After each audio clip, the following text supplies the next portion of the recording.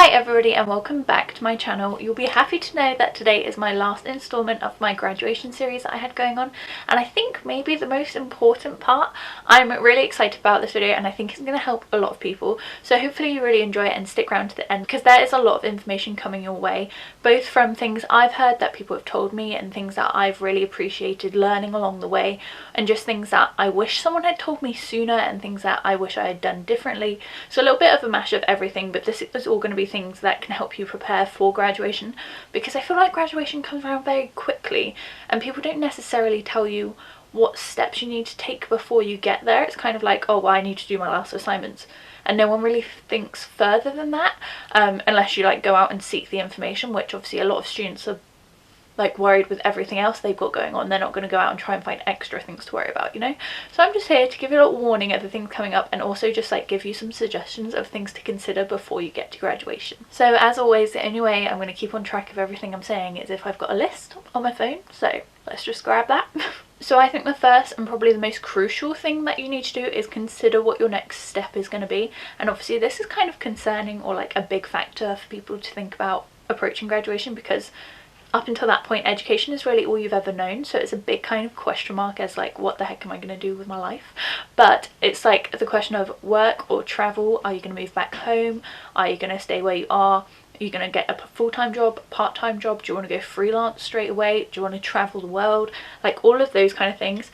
And I think once you've figured out that little, I say little, not that little, once you've figured out that stage, you can then kind of branch off and get the other things in line to get you there. So obviously if you're choosing the travel route, your options can be very different from what they would be if you were going straight into work. So I'm going to start off with the idea that the people watching this are going into work, and we can talk about travel a little later, just because I personally am going into a full-time job, so that was where I got my own personal experience of things that I needed to check off before I graduated and headed into my full-time career. But yeah, so if you're choosing work, there are a few steps coming up which I think would really help you. So obviously if you're hoping to get a graduate job and do really well and get a good position in your first role, you do obviously have to work on your CV.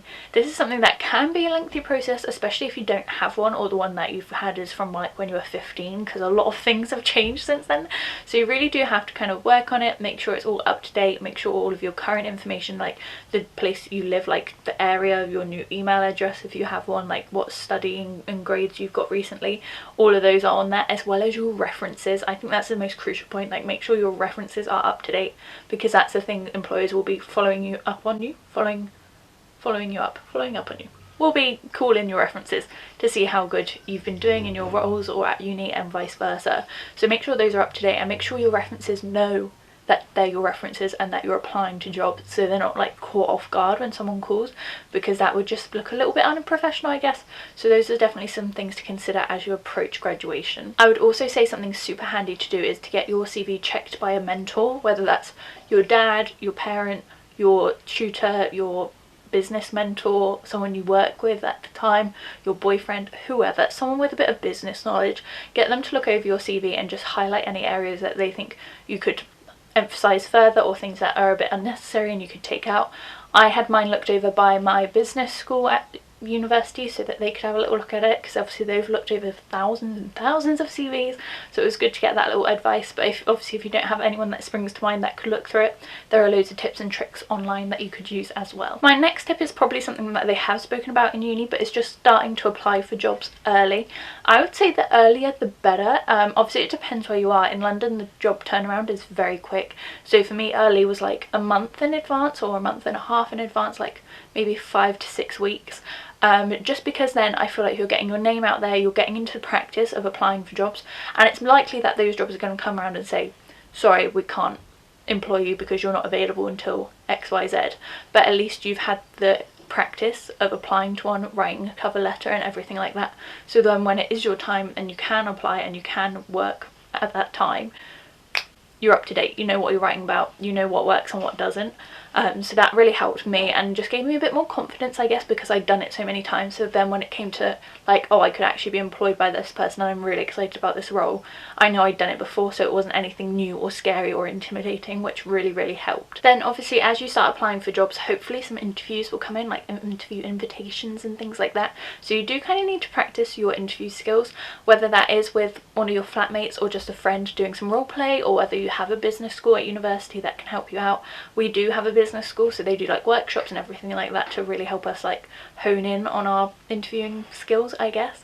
So yeah, just different ways you can do that. Obviously there are like 1,000 videos on YouTube as well if you would prefer to do it like in the comfort of your own home by yourself and you're not really into the whole role play situation, because I know I am a very bad actor, so I prefer to just like get my mind wrapped around it myself.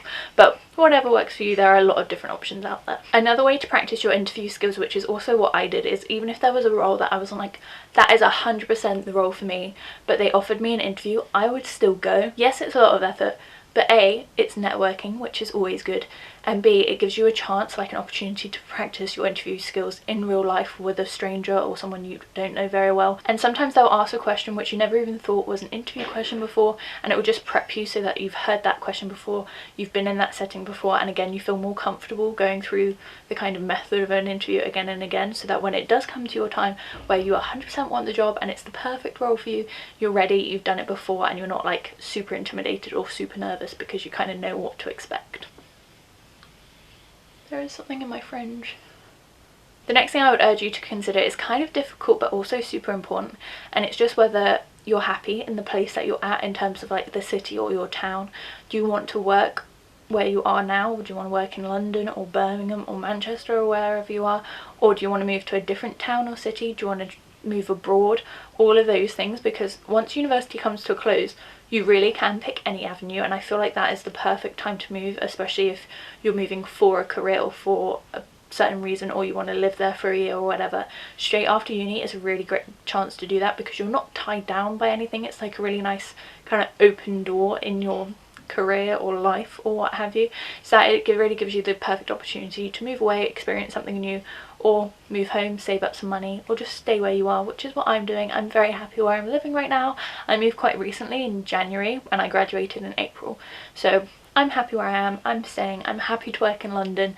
So yeah, that's something I had to consider, and I know a lot of people have chosen different routes. A lot of my friends have now moved away out of London back home and things like that because their career opportunities are better, or they can save some money on rent, which is another thing to consider. But yes, just consider where you're hoping to live or work or move to, travel to, just to help you get a plan for your next steps. Now the next thing is probably one of the most important things, and something I don't think any lecturer or university official has ever told me, but you kind of need to build up some savings, which when you're a student isn't the most easiest thing in the world. And obviously when you're studying and you've got exams and assignments due, you don't want to be thinking like, oh, I need to save money as well on top of that, like there's another thing to worry about and stress about. You don't really need it, but if you, for some reason, you don't get a job or something bad happens, like for example, prime example here, I was applying for jobs, got an interview, did well, nearly got employed, and then this whole situation occurred and that fell through. It didn't happen obviously, so I then needed to support myself whilst all this is going on for a few months. And if I hadn't had savings, that would have been a lot harder. I still had a bit of student loan coming through, so I wasn't like completely by myself out in the dark, but having some savings really helped. So I just think if you are applying for jobs and you're leaving it till a little bit last minute, you don't necessarily know that you're 100% going to get that job. So I would recommend having like 1 or 2 months worth of rent saved up, just so then you can kind of cover your costs if for some reason a job fell through or you weren't successful when you thought you would be, because you never know what can happen. Like jobs are very unpredictable, that's the word I'm looking for. So yeah, just have some savings backed up, just gives you a little bit of peace of mind that you are gonna have a backup plan, like a little net to land in if something awful happens. So it's just something to consider starting to build up as you approach graduation. And again, something that I've never heard anyone say, but I think is pretty damn important, because otherwise you will kind of be stuck by yourself and have to like move home and things to try and save money. So I think starting early will really help to get there, so that you can eventually get your job and you don't have to stress or worry about your financial situation in the meantime. With that, I think it's really important to make a budget for your like post-grad life, I guess.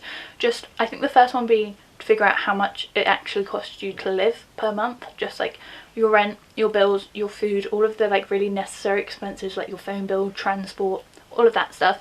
Work out how much that is, just so then you can work out how much you need to save, but also work out how much you would like to have a month, or would work for like your shopping expenses, for like your clothes and a holiday every now and then and things like that, just so then you can really understand what kind of price point you're looking for in your new career. Like, you know how much you need to make per month to kind of like live the life you want, because I mean, once you've been through university, you kind of deserve to make some good money, and that will really help you when applying for jobs as well, because you can kind of apply to the jobs with the right price point for you, which is always helpful, especially if you're negotiating terms of a contract or anything, or negotiating your salary.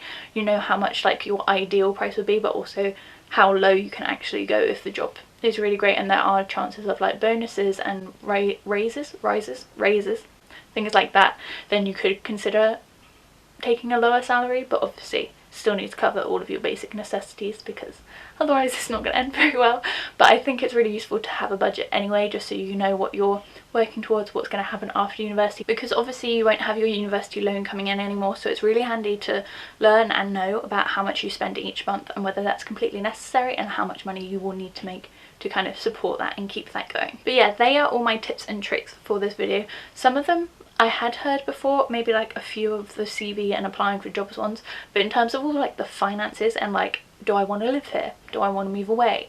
They don't really give you many options at uni other than go get a job. Like, they're very encouraging of that, because obviously it looks good on their stats and everything if they've had a high turnover of students go straight from that university to a full-time job or employment. It looks really good for them.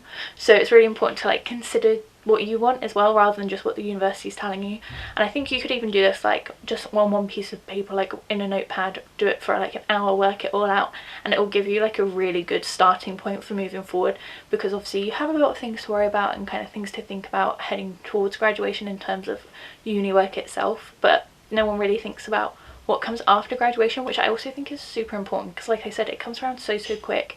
So I would definitely urge you to do this sooner rather than later, just to get a little bit of a head start and kind of figure things out whilst we have a bit of time on our hands. But hopefully you have enjoyed this video, and if you have, please hit the thumbs up and subscribe down below. I hope I didn't just ramble at you for like 15 minutes, but if I have, I hope you learned something. And you know, when you're just super passionate about something, words come out very quickly and sometimes you can't stop them, and I'm sorry, it's a bit of verbal diarrhea, but I'm really glad that I finally got to film this video for you, and my graduation series is now complete. I will of course keep you updated as I move into post-grad life, as I get my job and everything like that, as well as just what I'm up to during this quarantine and isolation or lockdown or whatever you're calling it. But if you have enjoyed this video, again, please hit the thumbs up and subscribe down below, because I'm currently posting 3 videos a week, so if you did want to see some more content, hit that subscribe button, and hopefully I'll see you very soon. Bye!